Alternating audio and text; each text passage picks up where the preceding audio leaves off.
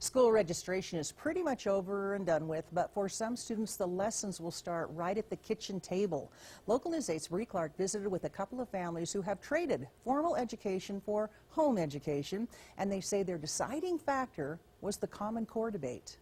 Where's the rocket top? To you, this may look like playtime, but for Riley, soon it will be his first day of school with his mom, Anna Smith. Our goal is to develop a lifelong love of learning. That's our goal early on. Want to do the sun, or do you want to do the stars? Smith says after years in the public school system, it's best for Riley to learn at home. We're the best expert on what's best for him, and that we can give him the focused individual attention that he just can't get in a public school setting with all those other children.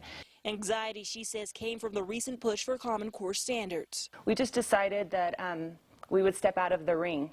With Common Core, I feel like there's a lot of information out there, there's a lot of misinformation, and there's a lot of emotion surrounding the Common Core standards. So Riley is joining the more than 8,000 students that are homeschooled in Idaho, which could get larger as more parents jump on the homeschool bandwagon. He feels a sense of relief knowing that he's not going to be tested and quantified and standardized with all of these things that in school they caused him anxiety, and there was a lot of pressure to perform. But parents like Smith wouldn't be able to do this if it wasn't for Idaho law. The State Board of Education actually says parents don't have to replicate a classroom. Idaho law actually provides those who choose to homeschool their students a tremendous amount of freedom.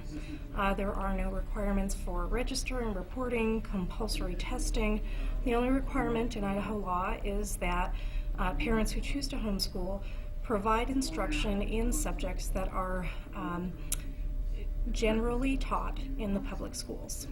Which means more freedom for families to learn from those like the Vosicas. It's been the best thing that I ever did for our family. Lisa Vosica has been homeschooling her 4 kids since 2002. Her oldest is off to college, and she is now in the beginning stages of the homeschooling support group. Part of that is opening and wakening them up to all of the wonderful things that they can learn, all the great things they can learn that are out there. And there's so much information out there now, and it's at our fingertips that you know, we have all kinds of things that we can teach our children. And after 13 years of being mom, teacher, and principal, Vosica says it's the best decision she's made. You grow and you become a unit and become a team, and no regrets. Reporting in Idaho Falls, I'm Bree Clark.